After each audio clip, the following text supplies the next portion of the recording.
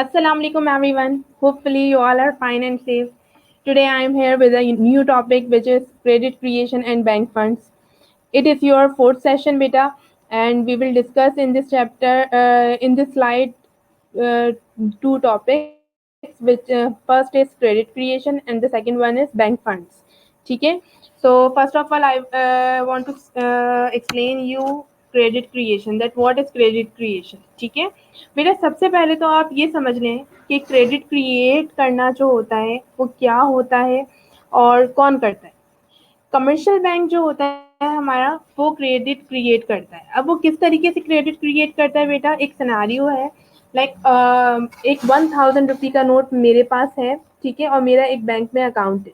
ठीक है, अब मैं वो 1000 रुपये का नोट लेके बैंक में जाती हूँ और वहां पर डिपॉजिट करवा देती हूँ. ठीक है, अब उसमें होता ये है कि वो एक 1000 रुपये का नोट आप देखोगे कि इकोनॉमी में किस तरह से सर्कुलेट हो रहा है थ्रू बैंकिंग सिस्टम. ठीक है, अब होता ये है कि मैंने वो 1000 रुपीज बैंक में डिपॉजिट करवाए जिनमें से जो है कैश जो रिजर्व रिक्वायरमेंट होती है स्टेट बैंक की, सेंट्रल बैंक की, उनमें से जो भी what ever the percentage of reserve requirement वो जो है लेट सपोज 10% जो है रिजर्व रिक्वायरमेंट है.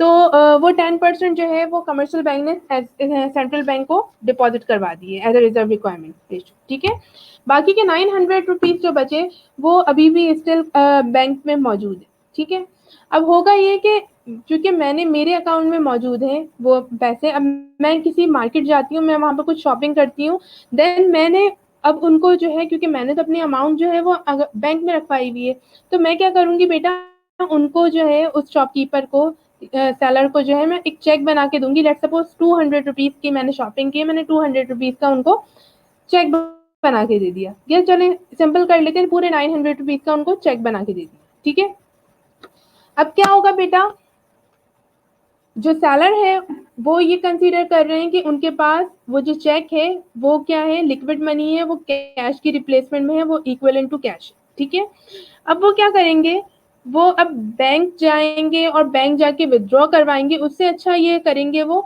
कि वो फर्दर किसी से कोई ट्रांजेक्शन करेंगे तो उनको वही चेक पकड़ा देंगे और अपना जो भी वट एवर जो काम है वो कर लेंगे. लेट सपोज वो सेलर थे, उन्होंने जो है वो बल्कि होल सेल मार्केट में जाकर जो है अमाउंट कुछ क्वांटिटी में जो है वो कुछ गुड्स खरीदे और उसके अगेंस्ट उन्होंने कैश नहीं दिया बल्कि वही चेक जो है वो दे दिया.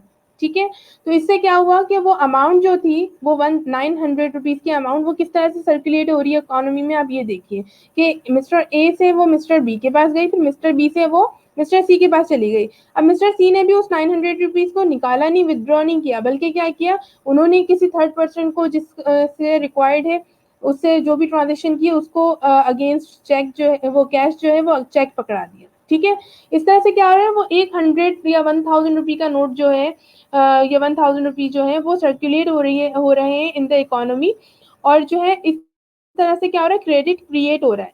सही है, और इस जिसका जो प्रोसेस है फर्दर वो भी हम आगे देखेंगे, थ्रू चार्ट भी देखेंगे, थ्रू फॉर्मूलाज भी देखेंगे कि क्या है. लेकिन first of all you must know about the theory of it. An important function perform by commercial bank is the creation of credit. ठीक है, जैसे मैंने आपको पहले भी बताया कि ये जो क्रेडिट क्रिएशन का मेथड है ये कौन करता है, ये कमर्शियल बैंक कर रहे होते हैं. The process of banking must be consider in term of monetary flow that is continuous depositing and withdrawals of cash from bank. ठीक है, इसमें कॉन्सेप्ट जो है वो डिपॉजिटिंग और विदड्रॉल्स का है. It is only this activity which has enabled a bank to make money. ये वाहिद वो एक्टिविटी होती है जिसके थ्रू बैंक जो है वो अपना प्रॉफिट जो है वो मेक कर रहा होता है, मनी मेकिंग कर रहा होता है. ठीक है, now how do commercial bank create credit. अब ये एक प्रोसेस है, how can they do it. Now here is an example which is suppose you deposit 10,000 in a bank A. ठीक है, आपने 10,000 रुपए बैंक ए में जो है डिपॉजिट करवाए which is the primary deposit of the bank. ठीक है, क्योंकि आपको पता है कमर्शियल बैंक का जो प्राइमरी फंक्शन है वो क्या है, डिपॉजिटिंग है. ठीक है, एक्सेप्टिंग लोन और रिसीविंग डिपॉजिट है. सही है, तो इसमें ये प्राइमरी फंक्शन कमर्शियल बैंक का है, सबसे पहला फंक्शन यही है. मिस्टर ए वो सॉरी बैंक ए में आपने 10,000 रुपीज डिपॉजिट करवाए. The cash reserve requirement of the central bank is 10%. Suppose कि 10% कैश रिजर्व रिक्वायरमेंट है सेंट्रल बैंक की, जो कि सेंट्रल बैंक कहता है कि हर डिपॉजिट में से 10% आपको हमें जो है डिपॉजिट करना है, सही, रिजर्व के तौर पे रखेंगे हम। तो 10,000 में से 10% जो है वो सेंट्रल बैंक के पास चले गए, सही है। 10% हुआ 1,000, तो 1,000 सेंट्रल बैंक के पास चले गए, अब बचे कितने, 9,000 रुपीज। तो here is written in such a case bank A would keep 1,000 as reserve with the central bank, ठीक है, सेंट्रल बैंक के पास उसने रखवाए हैं अपने पैसे समझ के 1,000 rupees, and would use remaining 9,000 for lending purpose, और 9,000 रुपए जो बचे हैं वो लैंडिंग पर्पज के लिए वो यूज करेगा।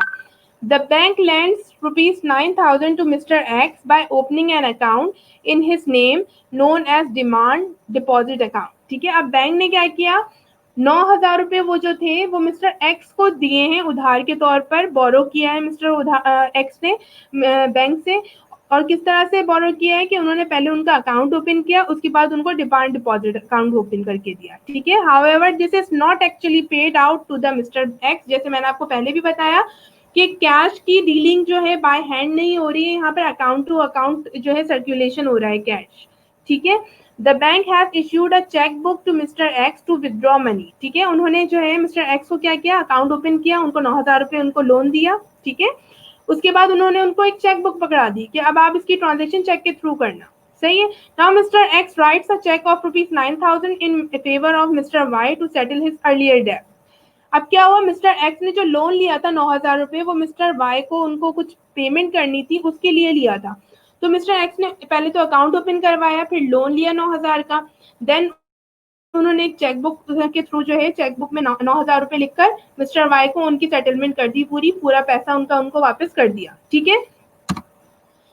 The cheque is now deposited by mister Y in bank B. अब क्या हुआ, मिस्टर वाई के पास जब वो 9,000 रुपए का चेक आया तो मिस्टर वाई ने क्या किया, वो अपना उनका एक अकाउंट था, बैंक का नाम कुछ भी वट एवर होना चाहिए कि बी है, सही है। तो उन्होंने अपने बैंक बी में जो है वो अपनी अमाउंट 9,000 रुपए रखवा दी। Suppose the cash reserve requirement of the central bank for the bank B is 5%। अब आप ये सपोज करेंगे cash reserve requirement central bank की फॉर बैंक बी जो है 5% है, तो आपने क्या किया, 9,000 का 5% जो है वो सेंट्रल बैंक के पास रखवा दिया, विच इज 450 रुपीज, ठीक है, and will be keeped as a reserve, and the remaining balance which is 800 550 would be use for lending purpose by the bank B, ठीक है। अब इसमें क्या हुआ, 450 रुपए तो सेंट्रल बैंक के पास चले गए as a reserve requirement, but 8,550 rupees is remaining for the lending purpose by bank B, ठीक है। अब बैंक बी के पास 8,550 रुपए बचे हैं for to give another one loan और लैंडिंग पर्पज, ठीक है। thus this process of deposit and credit creation continuous till the reserve will commercial bank reduce to zero, ठीक है। अब ये प्रोसेस होता रहेगा, कंटिन्यूएशन में रहेगा, क्योंकि आपको पता है बेटा कि आज का जो एरा है वो बैंकिंग सिस्टम का एरा है, फाइनेंशियल एरा है। इसमें आप जो है वो प्लास्टिक मनी ज्यादा यूज करते हो कंपैरेटिवली जो है फेट मनी। प्लास्टिक मनी से मुराद आपकी क्रेडिट कार्ड्स आ जाते हैं, और इसके अलावा जो आपके चेक्स आ जाते हैं, एटीएम्स आ जाते हैं, तो ये सब तमाम चीज़ें आप ज़्यादा यूज़ करते हो, जिससे क्या होता है कि एक ही मनी जो है वो पूरे होल इकोनॉमी में सर्कुलेट हो रही होती है और क्रेडिट को क्रिएट कर रही होती है। Now, here is the explanation of that particular example, which is it can be seen that deposit of 10,000 leads to a creation of total deposit 50,000 without the involvement of cash. ठीक है, अच्छा ये बोल रहे हैं कि अब आप यहाँ देख सकते हैं कि वो जो 10,000 रुपए मिस्टर ए ने रखवाए थे, मिस्टर ए बैंक में रखवाए गए थे बैंक ए में, तो वो किस तरह से इकोनॉमी में सर्कुलेट होते हुए टोटल डिपॉजिट 50,000 बन गए, ठीक है, without the involvement of cash. अब यहाँ पर बोल रहे हैं कि without the involvement of cash, इसका मतलब है कि यहाँ पर कोई विड्रॉल नहीं हुआ, जस्ट वो मनी एक दफा डिपॉजिट हुआ, फिर उसके बाद वो चेकबुक के थ्रू जो है वो सर्कुलेट होता रहा अमंग डिफरेंट पीपल, ठीक है। अब यहाँ पर आप चार्ट के थ्रू देखो तो बैंक ए में 10,000 रुपीज आए थे, जिसमें से 1,000 रुपीज डिमांड डिपॉजिट यानी रिजर्व रिक्वायरमेंट में चले गए थे, और 9,000 रुपए लोन के लिए बचे थे। फिर मिस्टर एक्स ने वो लोन लिया 9,000 रुपए का और मिस्टर वाई को दिया, जिसमें से मिस्टर वाई ने बैंक बी में डिपॉजिट करवाया वो अमाउंट, ठीक है, जिसमें से 5% रेशो जो था वो कटा, reserve ratio 450 rupees and 8,550 rupees जो है वो लेफ्ट थे for the further loan purpose, ठीक है। फिर इसी तरह कंटिन्यूएशन में चलता रहा, और बेटा इस तरह क्या हुआ, फिर बैंक सी के पास वो जब 8,550 रुपीज पहुंचे तो उसका 10% रिजर्व रेशियो रिक्वायरमेंट था, उसका ₹8,550 का जब 10% निकाला गया तो जो रेस्ट ऑफ दी अमाउंट बची वो थी 7,695. इन this way this process continue till the amount will become the zero, as here is mentioned that the credit creation continues till the reserves with commercial bank reduce to zero. ठीक है, तो इस तरह से continuation के बाद क्या हुआ कि at the end 50,000 rupees deposit जो थे वो बन गए 10,000 के बजाय वो कितने बन गए 50,000 बन गए. और इसी तरह से रिजर्व आपके पास अमाउंट 10,000 रुपीज ये भी जो है वो सेंट्रल बैंक के पास एक्चुअली बच गया. सही है. और इस तरह से आपके 40,000 रुपीज जो है आपने उस 10,000 रुपए को लेते हुए 40,000 रुपए का लोन लोगों को प्रोवाइड किया. क्रेडिट कितना क्रिएट कर दिया 10,000 रुपए से 40,000 रुपए क्रेडिट क्रिएट कर दिया उस 10,000 रुपीज का. ठीक है. तो in this way I can say that a commercial bank or any commercial bank create credit. Now, here is a formula of credit creation, which is total credit creation coefficient is equals to original deposit multiplied by credit multiplier coefficient. ठीक है. अब original deposit क्या था आपको याद होना चाहिए. सही है. अब यहाँ पर फर्दर जो है अगर आप देखो तो इसको इन्होंने क्या किया है 1 divided by R, where R is reserve ratio requirement, also called cash reserve ratio. Credit multiplier किस तरह से निकालते हैं. क्रेडिट ये ओरिजिनल डिपॉजिट हो गया. क्रेडिट मल्टीप्लायर किस तरह से निकालेंगे कि आपको जो 10% कैश रिजर्व रेशियो था उसको डिवाइड करना है 1 को डिवाइड करना है कैश रिजर्व रिक्वायरमेंट से. सही है. तो then you will get the 10 answer. ठीक है. Total credit created for bank A. अब बैंक ए के लिहाज से देखें तो टोटल क्रेडिट कितना क्रिएट हुआ था. तो ओरिजिनल डिपॉजिट कितना था बेटा. यहाँ पर ओरिजिनल डिपॉजिट जो करवाया था बैंक ए को 10,000 करवाया था. ठीक है. और क्रेडिट मल्टीप्लायर कोएफिशिएंट हमने किस तरह निकाला है 10% निकाला है ना, जो क्या आया है 10 आया है. इसको इससे मल्टीप्लाई कर दिया तो 1 लाख रुपीज हमारे पास आ गए. यानी कि मिस्टर ए को जो 10,000 रुपीज डिपॉजिट करवाए थे वो क्रेडिट जो होता गया और एक्सपेंड होता गया तो it become the 1 lakh rupees. ठीक है. Now the formula if cash reserve ratio changes to 5%, अगर 5% का चेंज आता है लाइक बैंक ए के लिए 10% जो है कैश रिजर्व रिक्वायरमेंट थी लेकिन बैंक बी के लिए 5% थी. तो यहाँ पर क्या हुआ यहाँ पर अमाउंट आपकी चेंज हो जाएगी. किस तरह से चेंज होगी कि क्रेडिट मल्टीप्लायर कोएफिशिएंट में आप जो है अब 1 को किससे डिवाइड कर रहे हो 10% से नहीं कर रहे बल्कि 5% से कर रहे हो एंड इट बिकम्स 20. अब आप जो ओरिजिनल आपका डिपॉजिट था 10,000 उसको मल्टीप्लाई करोगी 20 से then you will get 200,000 amount. ठीक है. Now there is some limitations of credit creation process is amount of cash.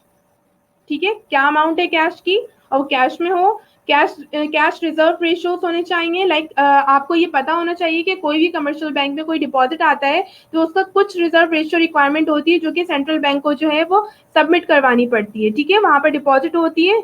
तमाम स्केजुअल्स बैंक के लिए कंपलसरी है कि वो कैश रिजर्व रेशियो रिक्वायरमेंट को फॉलो करे और वो डिपॉजिट करवाए. ठीक है.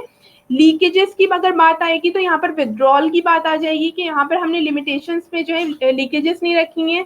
किसी ने कोई पैसा विड्रॉ नहीं किया है in the shape of cash. सबने ट्रांजेक्शन जो की है थ्रू चेक्स की हैं. ठीक है. बिजनेस कंडीशन किस तरह की है. अवेलेबिलिटी ऑफ सिक्योरिटीज यानी लोन आप प्रोवाइड कर रहे हो तो उसके अगेंस्ट आपको सिक्योरिटी क्या मिल रही है. ठीक है. Availability of borrowers. आपके पास अमाउंट तो है, क्या बोरोवर्स हैं आपके पास जो आपके पास आके अप्रोच करें. तो ये तमाम लिमिटेशंस को जो है वो आपको जो है कंसीडर करना है. Then you will explain the concept of credit creation. ठीक है. Now the next topic is of bank funds. ठीक है.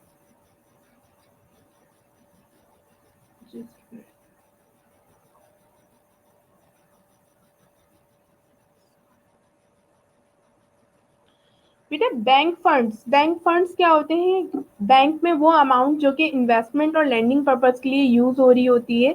जैसे आपको पता है कमर्शियल बैंक में जो है प्राइमरी जो फंक्शन होता है जैसे मैंने आपको पहले भी एक्सप्लेन किया है वो इन्वेस्टमेंट होता है और लैंडिंग होता है. ठीक है. और डिपॉजिटिंग होता है. ठीक है. अच्छा आपको पता है कि एक बैंक जो है वो किस तरह से अमाउंट कहाँ से गेट करता है, ठीक है। बैंक जो होता है सबसे पहले तो इंडिविजुअल से जो डिपॉजिट अमाउंट होती है in terms of different account, deposit account होता है, टाइम डिपॉजिट अकाउंट होता है, करंट अकाउंट होता है, इन इन तमाम चीज़ों की शेप में जो है उनके पास अमाउंट आती है जो कि लिक्विडिटी शो करती है बैंक की, और वो उसको यूटिलाइज करते हुए लेंडिंग करता है, ठीक है, बोरोइंग करता है। तो ये तमाम जो पैसे आ रहे होते हैं उसका प्राइमरी जो सोर्स होती है वो कौन होती है, वो इंडिविजुअल्स होते हैं, ठीक है। Now here are some principles of employing bank funds, ठीक है। यहाँ पर कुछ प्रिंसिपल्स हैं जो बैंक फंड्स के लिए बहुत ज़्यादा इंपॉर्टेंट होते हैं। वो कौन से होते हैं? Liquidity, safety, diversity, stability and profitability, ठीक है। ये तमाम बहुत ज़्यादा इंपॉर्टेंट है किसी भी बैंकिंग फंड्स को एम्प्लॉय करने के लिए। So we will discuss it in detail in the next slide. Here is liquidity. As liquidity is an important principle of bank lending, bank lend for short period only because they lend public money which can be withdrawn at any time by depositor. They therefore advance loan on the security of such assets which are easily marketable and convertible into a cash at a short notice, ठीक है। Bank जो होता है वो जब land करता है, landing करता है, तो वो शॉर्ट टाइम पीरियड के लिए करता है, ठीक है। और उसकी वजह क्या होती है? उसकी वजह ये होती है कि वो जो अमाउंट होती है लैंडिंग की वो खुद उस बैंक ने गेट की होती है पब्लिक से, ठीक है। और जो कि पब्लिक कभी भी किसी भी वक्त विथड्रॉ कर सकती है उसे, ठीक है। डिपॉजिटर्स जो होते हैं वो किसी भी टाइम जो है अपने पैसे को निकाल सकते हैं अगर वो अमाउंट जो है वो टर्म डिपॉजिट अकाउंट में नहीं है तो, ठीक है। और इसके अलावा जो है इसके अलावा जो भी लोन प्रोवाइड करता है बैंक, उसके अगेंस्ट वो ऐसा मॉर्गेज रखता है कि जो कि इजीली कन्वर्टेबल इनटू कैश हो, जिसकी कोई मार्केट वर्थ हो, ताकि वो शॉर्ट नोटिस पीरियड में जो है अगर जो भी बोरोवर्स हैं वो अनेबल हैं और वो नहीं पे ऑफ कर सकते अपने लोन को, तो फिर वो उस मार्केटेबल सिक्योरिटी को सेल आउट करके अपना जो भी डेट है वो फुलफिल कर सके, उसको मीट कर सके, ठीक है। तो लिक्विडिटी जो है वो आपकी सर्कुलेशन और जो आपके पास कैश होता है उसको शो कर रही होती है कि आपके बैंक में कितनी लिक्विडिटी मौजूद है, कि अगर आपके पास जो डिपॉजिटर्स हैं अगर वो किसी भी वक्त डिमांड करते हैं विदड्रॉ की, तो आपके पास उतना अमाउंट मौजूद है कि नहीं, ठीक है। तो it shows the liquidity of our bank, ठीक है। और अगर किसी बैंक की लिक्विडिटी जो है वो अच्छी नहीं होगी तो वो बैंक जो है बहुत जल्द जो है वो बैंकरप्सी की तरफ चले जाता है, ठीक है। Now the next one is safety. Safety of funds lent is another principle of lending. देखिए बेटा, जिस तरह से आपको मैंने बताया कि ये जो लैंडिंग की जो अमाउंट होती है, मनी होता है, ये एक्चुअली जो होता है वो पब्लिक मनी होती है, ठीक है। तो इसलिए there is the another principle which is safety, कि आपको उसकी सेफ्टी भी रखनी पड़ती है। Safety means that the borrower should be able to repay the loan and the interest in time at the regular interval without default, ठीक है। Safety इसे कहते हैं कि भाई बोरोवर जो है, जो कि आपसे लोन ले रहा है, वो ऑन टाइम उसकी रिपेमेंट करे, उसके इंटरेस्ट की जो भी स्पेसिफाइड इंटरवल आपने उनको बताया है, विदाउट एनी डिफॉल्ट, ठीक है। The repayment of the loan depends upon the nature of security, ठीक है, the character of the borrower, his capacity to repay and his financial standing, ठीक है। जो रिपेमेंट होती है वो डिपेंड करती है इंसान के खुद के जो है नेचर ऑफ सिक्योरिटी पे, कि क्या उसने मॉर्गेज के तौर पे रखवाया है, या उसके क्या जो है बिजनेस का वर्ल्ड जो है, बिजनेस वर्ल्ड में उसकी क्या रेपुटेशन है, उसकी क्रेडिट स्टैंडिंग कहाँ पर है, उसकी फाइनेंशियल स्टैंडिंग कहाँ पर, उसकी कैपेसिटी क्या है। इन तमाम चीज़ों को जो है वो कंसीडर करते हुए जो है उसका रिपेमेंट लोन का जो भी स्केड्यूल होता है, इंटरवल्स होते हैं, उसको डिसाइड किया जाता है, ठीक है। लेट्स सपोज कि अगर कोई बिजनेसमैन ऐसा है जो जिसका क्रेडिट स्टैंडिंग जो है, रेटिंग जो है वो इतनी ज़्यादा अच्छी नहीं है, बस एक एवरेज है, तो उसकी रिपेमेंट लोन की जो अमाउंट होगी वो ज़्यादा होगी, ताकि वो कम से कम टाइम में ज़्यादा से ज़्यादा अमाउंट जो है पे ऑफ कर दे, ठीक है। इसके अगेंस्ट वो लोग जो बहुत ज़्यादा रिचेस्ट होंगे, उसकी क्रेडिट रेटिंग भी बहुत ज़्यादा हाईएस्ट होगी, बहुत ज़्यादा रिलायबल बिजनेसमैन होंगे, तो उनकी जो रिपेमेंट की अमाउंट होगी वो उन्होंने लॉन्ग टाइम पीरियड के लिए इंटरवल में ब्रेक कर दी होगी, ठीक है, ताकि उनको इस बात का कॉन्फिडेंस होगा कि ये इतने रेप्यूटेड और गुडविल पर्सन है, तो ये तो डिफॉल्ट नहीं कर सकते, उसमें ज़्यादा से ज़्यादा चांसेस होंगे इस चीज़ के, ठीक है। Now there is the diversity in choosing its investment portfolio. A commercial bank should follow the principle of diversity. Diversity की अगर मैं आपको पहले भी बात बताऊं तो पोर्टफोलियो मैनेजमेंट में हमने पढ़ा है कि बेटा आप जो हो या बैंक जो है, कोई भी बैंक, वो तमाम लोगों का पैसा किसी एक पर्टिकुलर जो है सिक्योरिटी में इन्वेस्ट नहीं करता, बल्कि उसको डाइवर्सिफाई करता है, उसको पोर्टफोलियो मैनेजमेंट की तरफ लेके जाता है। क्यों? क्योंकि कोई भी सिक्योरिटी जो है वो फुली श्योरिटी नहीं दे सकती कि वो सरप्लस ही अर्न करेगी और उसको डेफिसिट नहीं होगा, ठीक है। तो जब अगर ऐसी श्योरिटी नहीं होती तो फिर there is the chances of loss, ठीक है। और अगर वो पब्लिक का पैसा हो तो फिर वो किस तरीके से जो है उसको बेयर अप करेगा बैंक, और किस तरह से फिर वो दोबारा पब्लिक को देगा अगर इन्होंने जो है लॉस फेस कर लिया होगा तो, ठीक है। तो इसलिए यहाँ पर वो रिलाई करते हैं डाइवर्सिटी पे, इन्वेस्टमेंट पोर्टफोलियो पे, जिसमें वो पब्लिक का पैसा डिफरेंट जो है सिक्योरिटीज में, डिफरेंट म्यूचुअल फंड्स में लगाते हैं, पूल पे लगाते हैं, और इसके अलावा जो है वो ऐसे पूल्स पे लगाते हैं जहाँ पर जो है रिस्क हाई नहीं होता बल्कि मॉडरेट होता है, और उनको मॉडरेट लेवल पे इंटरेस्ट भी मिल जाता है, ठीक है। Stability. The bank cannot afford any loss on the value of its securities. It should therefore invest its funds in the shares of reputed companies where the possibility of decline in their prices is remote. ठीक है, तो bank जो है वो कभी भी loss bear नहीं करता, जैसे मैंने डाइवर्सिटी में भी आपको बताया था। बैंक जो है वो ऐसी जगह पर, ऐसी सिक्योरिटीज में इन्वेस्ट करता है जहां पर जो है जिसकी गुडविल हो, रेप्यूटेड हो, और वहां पर चांसेस ऑफ लॉस जो है वो कम से कम हो, ठीक है। तो in this way the possibility of decline in their prices is remote, ठीक है। इसमें क्या होता है, वो स्टेबिलिटी पे आ जाती है, ना फ्लक्चुएशन पे रहती है, ठीक है। और वहां पर चांसेस ऑफ जो है लॉस जो है वो कम होते हैं, कम से कम होते हैं, क्योंकि आपको पता होता है कि वो कंपनी जो है वो डे बाय डे जो है वो इंक्रीज हो रही है, वो एस्टैब्लिशमेंट की तरफ जा रही है, ठीक है। Now the profitability is the cardinal principle for making investment by a bank. It must earn sufficient profit. It should therefore invest in such securities which was sure a fair and stable return on the funds invested, ठीक है। अच्छा, जैसे आपको पता है कि banks की अपनी जो अर्निंग है, अपना जो प्रॉफिटेबिलिटी है, वो किसके थ्रू होती है कि वो लोगों से जो है वो डिपॉजिट्स लेते हैं और दूसरे लोगों को जो है वो लेंडिंग करते हैं, तो उसके दरमियान जो इंटरेस्ट वो चार्ज करते हैं, उस इंटरेस्ट के थ्रू एक्चुअली वो जो है प्रॉफिट अर्न कर रहे होते हैं, ठीक है। तो वो इस चीज को भी बहुत ज्यादा कंसीडर करते हैं कि अगर वो कहीं पर किसी को लेंडिंग कर रहे हैं उस अमाउंट को, तो वो बंदा जो है, वो पर्सन जो है वो डिफॉल्ट ना कर जाए, ठीक है, वो रेगुलर बेस पे अपनी लोन की पेमेंट रीपेमेंट करना शुरू कर दे, ठीक है। इसके अलावा अगर वो कहीं इन्वेस्ट कर रहे हैं तो वो मेक श्योर करते हैं इस चीज को कि जो सिक्योरिटी, पर्टिकुलर सिक्योरिटी जहां पर वो इन्वेस्टमेंट कर रहे हैं, वो सिक्योरिटी उनको प्रॉफिट ही दे, ठीक है। तो इसलिए वो हाई रिस्क कमोडिटीज में कभी भी इन्वेस्ट नहीं करते, बल्कि वो मॉडरेट रिस्क कमोडिटी में करते हैं, भले उनको प्रॉफिट मॉडरेट हो, बट उनको जो है अगर डिफॉल्ट होता है तो ज्यादा हाई जो है लॉस ना हो बेयर करना पड़े, ठीक है। क्योंकि वो पैसा उनका नहीं होता, बल्कि वो पैसा किसका होता है, वो होता है पब्लिक का, जनरल पब्लिक का पैसा होता है, ठीक है।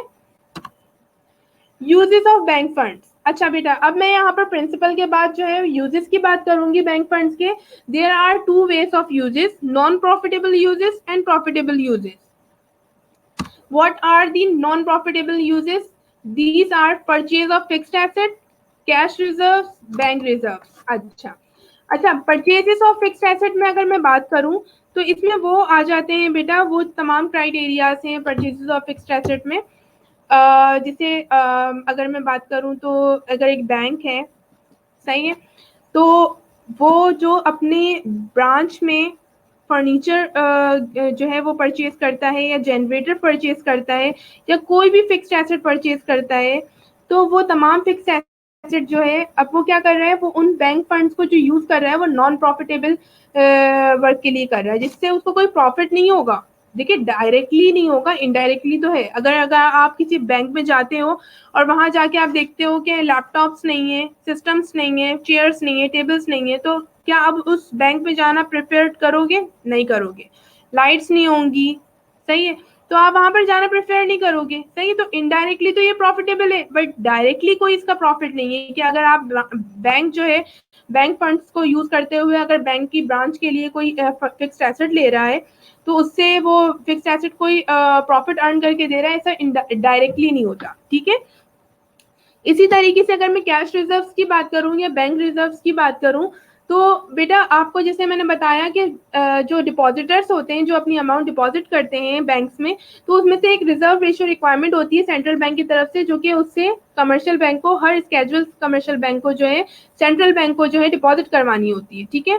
तो उसका पर्पज कोई प्रॉफिटेबल नहीं होता, ठीक है, कोई प्रॉफिट मोटिव नहीं होता उसका कि भाई ये अमाउंट मैं इतने जमा करवा रहा हूँ यहाँ पर तो इन फ्यूचर मुझे इसकी एक्स्ट्रा मिलेगी, ऐसा कुछ भी नहीं होता। बल्कि बस क्या होता है, क्योंकि वो कैजुअल बैंक है, उसकी बात जो है सेंट्रल बैंक की बात माननी है, वो पेरेंट बैंक है, तो इस वजह से वो ये मान रहे होते हैं। और इसके अलावा जब आपके पास जब lender of the last resort का काम जब सेंट्रल बैंक कर रहा होता है और आपको जो है वो लैंड प्रोवाइड कर रहा होता है, लैंडिंग कर रहा होता है आपके लिए, जब आपके पास शॉर्टेज आ जाती है, शॉर्टफॉल हो जाता है कैश का, तो इस इस चीज के लिए जो है आप उनके पास जो है रिजर्व रेशियो रिक्वायरमेंट की जो एक रिक्वायरमेंट है वो फुलफिल कर रहे होते हो, ठीक है। तो इसका एक्चुअली कोई बेनिफिट नहीं है, प्रॉफिट नहीं है, लेकिन इनडायरेक्टली होता है, ठीक है। हर चीज जो भी एक बिजनेस करता है तो जाहिर सी बात है कोई भी बिजनेस जो है वो नॉन प्रॉफिटेबिलिटी के लिए तो नहीं करता ना, हमेशा प्रॉफिटेबिलिटी के लिए कर रहा होता है। तो समटाइम्स प्रॉफिट्स जो होते हैं वो डायरेक्टली होते हैं और समटाइम्स इनडायरेक्टली होते हैं। तो I can say that non profitable uses are the indirect profits, ठीक है। नाउ द प्रॉफिटेबल यूजेस, अब बैंक फंड्स जो प्रॉफिटेबल यूजेस के लिए होते हैं वो होता है एक लैंडिंग और एक होता है इन्वेस्टमेंट, ठीक है। अब अगर जो है बैंक जो है डिपॉजिटर से अमाउंट लेकर लैंड कर रहा है, अदर पर्सन को दे रहा है, तो लेट सपोज उसने जब डिपॉजिटर से अमाउंट लिए तो उसको लेट सपोज 8% वो जो है इंटरेस्ट दे रहा है, ठीक है। बट वो जब लैंड कर रहा है उसी अमाउंट को टू द बोरोवर, तो उनसे वो कितना चार्ज कर रहा है, 15% कर रहा है, ठीक है। अब इसमें डिफरेंस जो आ रहा है, there is the difference of 7%, तो ये जो 7% जो डिफरेंस आ रहा है ये प्रॉफिट है बैंक का, सही है, जो कि एक्चुअली जो है डायरेक्टली प्रॉफिट हो रहा है बैंक को by using their bank funds, ठीक है। इसी तरह से अगर मैं इन्वेस्टमेंट की बात करती हूँ तो बैंक लैंडिंग के साथ साथ जो है इन्वेस्टमेंट भी करता है in the securities, in the well reputed company securities, ताकि उनको डिफॉल्ट के चांसेस कम से कम, ठीक है। तो जब कम से कम चांसेस होंगे डिफॉल्ट के और जो है वेल रिप्यूटेड कंपनीज होंगी, तो उससे क्या होगा बेटा, उससे होगा ये कि बैंक को जो है लेट सपोज अगर उन्होंने कोई ऐसी सिक्योरिटी परचेज की है जिसकी इन फ्यूचर जो है गुडविल की वजह से जो है प्राइजेस इंक्रीज होती चली जा रही हैं और एक्सपेक्टेड भी यही है कि डे बाय डे इंक्रीज होती चली जाएंगी, तो इससे क्या होगा, कंपनी को बैंक को उस आइडल मनी को अपने पास रखने के बजाय इन्वेस्टमेंट करना प्रॉफिटेबल होगा, ठीक है। तो इस पर्पज के लिए भी वो इन्वेस्टमेंट करता है, प्रॉफिट करता है, ठीक है। Hopefully, till here it is clear to you. Now there are some sources of bank funds. ठीक है, we have discussed the principle and then the usage of bank funds. Now here is the sources of bank funds. Okay. The first source is capital. Second source is deposit. Third source is federal fund purchase, and fourth source is obtaining loans. Okay अच्छा, देखिए बेटा, sources of bank funds का मतलब ये कि bank के पास जो fund आ रहा है वो किन वजूहात की वजह से आ रहा है, किन किन लोगों से के पास से आ रहा है, यानी लोग वो कौन लोग हैं जो बैंक को अपना पैसा रखवा रहे हैं, ठीक है। तो एक तो कैपिटल है, ठीक है, पेड अप कैपिटल आपने नाम सुना होगा, शेयर्स, बैंक के शेयर्स है, बैंक ने शेयर्स अपने ऑफर कर दिए डिफरेंट लोगों को, सही है, और वहां से उनके पास अमाउंट जो आ रही है, लोगों जिन लोगों ने उस शेयर्स को खरीदा है उसके अगेंस्ट उन्होंने अमाउंट दिए, वो अमाउंट इनके पास आ रही है, तो in this way they get the bank fund, ठीक है। और इसके अलावा इनकी पर्सनल अपनी भी होती है, ठीक है। डिपॉजिट्स की अगर मैं बात करूं तो आपको जैसे मैंने प्रीवियस सेशंस में आपको मैंने अकाउंट्स के बारे में बताया था, तो उसमें एक टाइम डिपॉजिट अकाउंट था, एक डिमांड डिपॉजिट अकाउंट था, एक करंट डिपॉजिट अकाउंट था और एक जो है सेविंग्स अकाउंट था, ठीक है। अब इनमें क्या होता है, इन तमाम अकाउंट्स में होता ये है कि किसी में आपको इंटरेस्ट मिलता है, किसी में नहीं मिलता, लेकिन क्या होता है आपके बैंक के पास जो है अमाउंट आती है, ठीक है। आप अपने अकाउंट में जो पैसे डिपॉजिट करते हो तो वो आपके अकाउंट में ऐसे ही नहीं रखे रहते, बल्कि जो है वो पूरी इकोनॉमी में, बिजनेस में जो है बैंक जो होता है वो सर्कुलेट कर रहा होता है इस अमाउंट को, ठीक है। तो ये जो अमाउंट होती है डिपॉजिट की, और स्पेशली टर्म डिपॉजिट जो होता है वो होता ही for the long time period है, लाइक उसको विदड्रॉ भी नहीं कर सकते आप 5 साल 10 साल 15 साल के लिए जो आप अमाउंट डिपॉजिट करवा रहे होते हैं फिक्स डिपॉजिट के नाम पे, तो वो अमाउंट तो और ज्यादा वो जो है फोकस के साथ किसी ऐसी जगह पे लगा देता है कैपिटल मार्केट में जहां से उसको लॉन्ग टाइम पीरियड के लिए हाई जो है प्रॉफिटेबिलिटी अर्न हो, सही है। तो ये वो डिपॉजिट्स होते हैं। तो यहाँ पर क्या है, डिपॉजिट हमारे पास किस तरह आ रहे हैं, एक बैंक के पास डिपॉजिट किस तरह आ रहे हैं, जनरल पब्लिक के थ्रू आ रहे हैं, कंपनीज के थ्रू आ रहे हैं, बिजनेसेस के थ्रू आ रहे हैं, क्योंकि उन्होंने क्या किया हुआ है, उन्होंने अपना आपके बैंक में अपना अकाउंट ओपन किया हुआ है और उन्होंने सेविंग पर्पज के लिए या फिर फॉर द सेफ कस्टडी जो है अपनी अमाउंट को जो है घर पे नहीं रखा बल्कि अपने बैंक अकाउंट में रख दिया है, ठीक है। अब आप उस बैंक अकाउंट की अमाउंट को जो है डिपॉजिट को as a source of bank funds utilise कर रहे हो, ठीक है। Now the next one is federal funds purchase, ठीक है। अब फेडरल फंड्स परचेज क्या होते हैं बेटा, फेडरल फंड्स परचेज जो होते हैं ये आप इस तरह से समझ लें कि एक बैंक है उसको जो है उसके पास एक्सेस अमाउंट है, ठीक है, एक्सेस अमाउंट है, लेकिन अदर बैंक के पास जो है वो अमाउंट की स्कैर्सिटी है और वो रिजर्व रेशियो रिक्वायरमेंट अपनी पूरी नहीं कर सकता, तो वो क्या करेगा, जो जो एक्सेस अमाउंट है जिस बैंक के पास उससे जो है ओवर द नाइट जो है अमाउंट जो है वो परचेज करेगा, जिसे कहा जाएगा फेडरल फंड परचेज, ठीक है। ये ओवर द नाइट बोरोइंग होती है बेटा, और उसके बाद फिर इसको पे ऑफ कर देना होता है, इसमें भी इंटरेस्ट चार्ज होते हैं। तो इस तरह से भी बैंक जो है फंड गेट कर सकता है फ्रॉम अनदर बैंक और फ्रॉम अनदर बिजनेस, ठीक है। Now the last one is obtaining loans, ठीक है। अच्छा, ऑब्टेनिंग लोन्स की मैं अगर बात करूं तो यहाँ there are two ways to obtain loan by from the parties by commercial bank, ठीक है। दो वेज कौन से हैं, number one is by central bank, a commercial bank can get a loan, or the another one is by general public, the commercial bank can get the loan, ठीक है। अब सेंट्रल बैंक से किस तरह लेता है बेटा, जैसे मैंने आपको जब फंक्शंस बताए थे सेंट्रल बैंक के, तो मैंने आपको एक चीज बताई थी कि रीडिस्काउंटिंग ऑफ बिल ऑफ एक्सचेंज, ठीक है। अब इसमें क्या होता है बेटा, इसमें होता ये है कि जब कमर्शियल बैंक के पास शॉर्टेज ऑफ लिक्विडिटी आती है या शॉर्टेज ऑफ अमाउंट आती है, तो वो क्या करता है, वो अप्रोच करता है सेंट्रल बैंक को, उसको कहता है कि मेरे पास पैसे नहीं है, मेरे पास ये बिल ऑफ एक्सचेंज है, discounted bill of exchange, kindly you rediscount it and give me money, ठीक है। तो इस तरह क्या होता है, जिस तरह मैंने आपको डिस्काउंटिंग बिल ऑफ एक्सचेंज का प्रोसेस बताया था, इसी तरह से सेंट्रल बैंक कमर्शियल बैंक से उस बिल ऑफ एक्सचेंज को रीडिस्काउंट करता है और उनको लिक्विडिटी प्रोवाइड करता है, पैसे प्रोवाइड करता है, ठीक है। In this case it is the loan which any commercial bank get from the central bank, and the another way is from obtaining loan from general public। अब जनरल पब्लिक से कैसे करता है बेटा, आपने नाम सुना होगा डिबेंचर्स का, बॉन्ड्स का, ठीक है।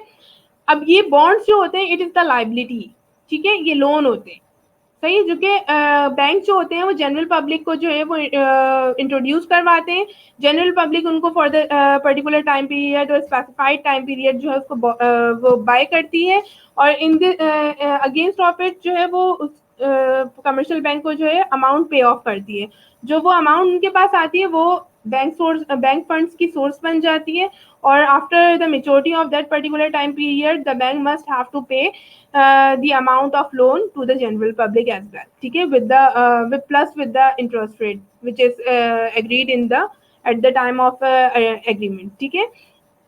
तो ये तमाम सोर्सेस है बैंक फंड की, कि इस तरीके से बैंक जो है वो अपने फंड को जो है वो गेट करता है, सोर्सेस हैं डिफरेंट।